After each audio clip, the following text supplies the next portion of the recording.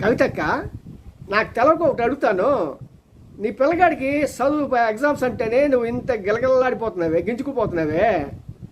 మరి ఒక్కసారి రేవంత్ రెడ్డికి కూతురు పెళ్లి సమయంలో మీ నాయన తీసుకెళ్ళి జైల్లో పడేస్తే అతను ఎంత బాధపడుతుందో అసలు ఊహించావా? ఎప్పుడైనా ఆడబిడ్డ పోయండి, డాడీ ఇది చాలా తప్పు, వాళ్ళ కూతురు పెళ్ళి ఇలా మనం చేయకూడదని చెప్పావా? ఏంది ఇది?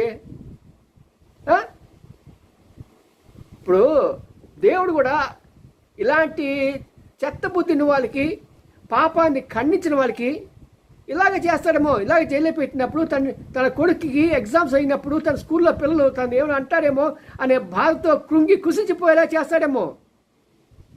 ఎప్పుడైనా సరే మన పక్కవాడికి అపాయం చేసేటప్పుడు కూడా హద్దులు ఉంటాయి. ఆ హద్దులు మీ కుమార్తె వివాహం అప్పుడు కనీసం 7 గంటల పాటు ఉండటానికి గింజుకుపోయారా మీరంతా? చీ బ్రతుకు.